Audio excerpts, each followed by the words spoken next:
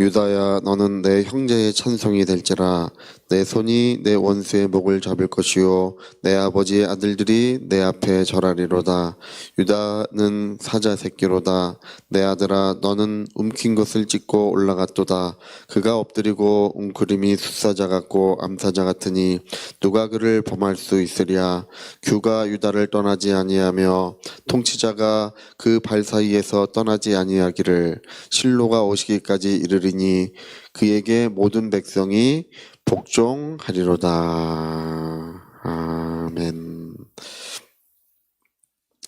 네, 오늘 12지파 야곱의 12아들을 하나님 앞에 축복하는 이야기가 여기 49장에 기록이 되어 있습니다. 한 아들마다 이 하나님의 축복이 이렇게 내려오는 것인데요. 원래 이제 이삭의 모든 축복은 이제 야곱이 독차지했었어요.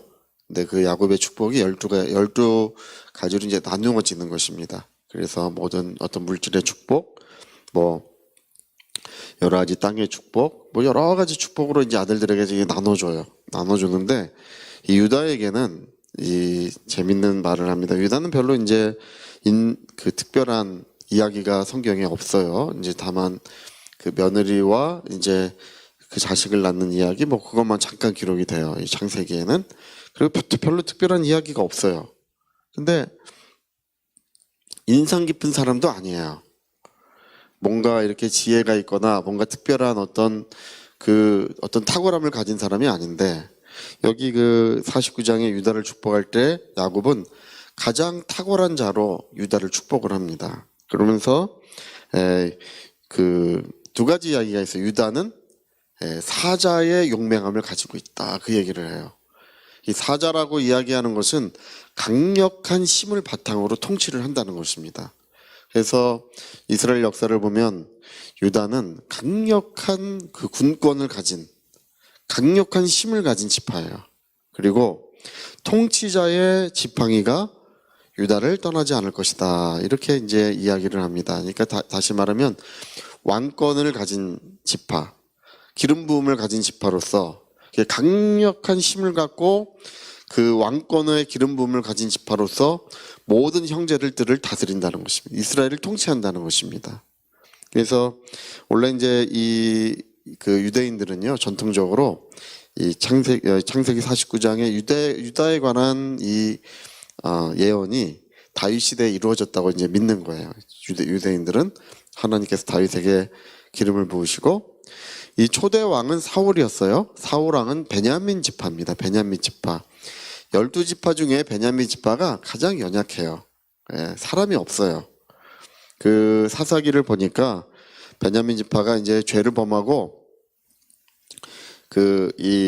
어떤 나그네의 그 부인을 이렇게 못된 짓을 하고, 그리고 이렇게 죽게 만들어가지고, 그래서 그 남편이 그 부인의 시체를 조각내가지고 이스라엘 11지파에게 보낸 적이 있어요.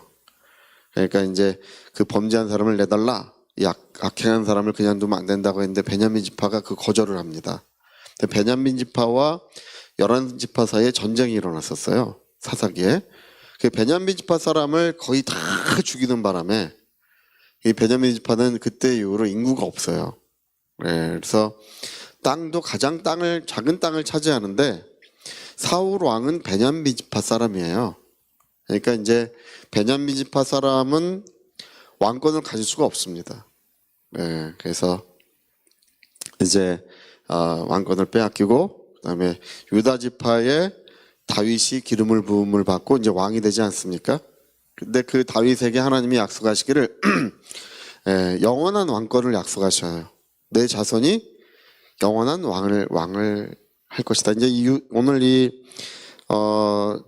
유다에 관한 이야기, 창세기 49장에 기록된 유다에 관한 이야기가 다윗에게 이루어지는 줄 알았어요. 영원한 왕권을 다윗의 집에 주리라. 왕의 지팡이를 다윗의 집에 이제 내려주신 거예요. 근데 AD BC 560년경인가요? 그 다윗의 왕조가 멸망하지 않습니까? 다윗의 왕조는 멸망하지 않을 줄 알았어요. 이거 왕의 지팡이를 왕권을 다윗에게 주고 영원한 왕권을 왕이 끊이지 않을 것이다. 왕권을 계속 가지고 있을 것이라고 하셨으니까 망하지 않을 줄 알았는데 여호야긴 왕인가요? 눈을 빼서 바벨론으로 끌려가고 그 나라는 완전히 멸망을 받습니다. 키를 재가지고 느부갓네살 왕이 키를 재서 조그만 사람만 살리고 좀 큰 사람들은 다 죽였어요. 그러면서 아주 그 나라가 다 멸망을 받았어요. 여레미야 애가를 보니까 그 이야기가 나오죠. 아이베나 사람들도 죽임을 당하고 귀족들도 죽임을 당하고 오라 어찌하여 이렇게 아름다운 나라 하나님이 다스리시는 나라가 어찌하여 이렇게까지 되었는지 하면서 많은 눈물을 흘리는 이야기가 이제 에레미야서에 기록이 됩니다.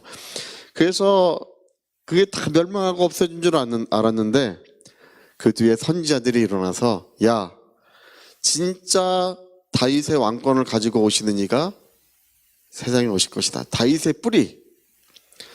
뿌리가 승리자의 영광을 가지고 세상에 임할 것을 이제 그게 바로 예수 그리스도입니다. 예수 그리스도는 오늘 여기 유다의 지팡이를 가지고 오시는 이 사자의 용맹함으로써 모든 원수를 멸하시는 이로 사자의 용맹함과 유다의 지팡이를 가지고 오시는 이는 바로 예수 그리스도십니다. 그래서 예수님은 오늘 성경에 그려진 예수님은요 순한 양 같고 섬김의 길을 가고 십자가에 죽임을 당하고 그러시는 분 같지만 그러나 다시 오실 때는 신말을 타고 오시고요 그 모든 원수를 멸하시고 그 심판자의 영광 심판자의 권위로서 세상에 임하실 것입니다. 그러니까 여러분 오늘 이 성경은 진실하신 하나님의 이야기입니다.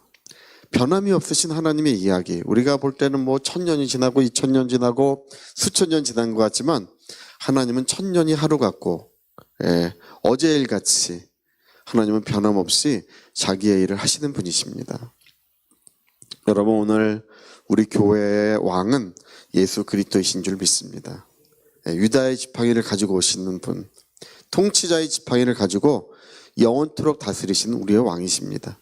그런 햇빛 같은 왕이시고 그 아침 같은 나라의 햇빛 같은 왕이세요. 그 보좌에 앉으셔서 우리를 영원토록 다스리시고 우리와 함께하여 주십니다. 여러분 왕의 기름 부음 왕의 축복은 그 백성에게 임하는 거예요. 그냥 왕을 기름 붓는 게 아니에요. 왕을 축복하는 법이 없어요. 왕의 축복은 그 백성에게 은혜가 되고 복이 되고 행복이 되는 것입니다. 우리는 그 나라의 백성이기 때문에 예수님이 우리의 왕이시고 그 아침 같은 나라의 백성이기 때문에 오늘도 기쁨을 누리는 줄로 믿습니다. 우리는 오늘도 행복한 거예요. 김정은이 다스리는 나라에 우리가 살지 않는다는 거 흑암의 권세 이 어둠의 권세에 속하지 않고 마귀의 종로로 타지 않고 마귀의 다스리는 나라에 우리가 살지 않습니다. 흑암의 나라에서 우리를 건져내어서 그 사랑의 아들의 나라에 우리를 옮겨주셨기 때문에 예수님이 다스리시는 나라에 우리가 속해 있기 때문에 보호하심을 받고 공급하심을 받고 오늘도 모든 풍요로움을 누리는 은혜가 우리에게 이루어지는 줄로 믿습니다. 예수님이 우리 마음의 왕이 되신 분들 내 마음을 다스리시고 나의 삶을 다스리시는 분들마다 평화가 이루어지고 아름다운 역사가 이루어지고 복된 역사가 이루어지는 것이 바로 이 모든 성경의 기록이고 성령의 역사이며 오늘 하나님의 은혜인 줄 믿습니다. 예수님은 나의 왕이시다. 예수님은 우리의 왕이시고 우리 교회의 왕이시고 예수님은 영원토록 우리 교회와 우리를 다스려 주시는 분이십니다. 주의 은혜가 충만하시기를 부탁드리겠습니다. 같이 한번 기도하시겠습니다. 사자의 용맹함, 모든 원수를 멸하는 사자의 그 용맹함, 또 통치자의 지팡이, 바로 예수 그리스도를 의미하고 있습니다. 아침 같은 나라, 햇빛 같은 왕은 이 보좌에 앉으셨습니다. 그 은혜는 영원 무궁할 것입니다. 위하여 통성으로 기도하시겠습니다.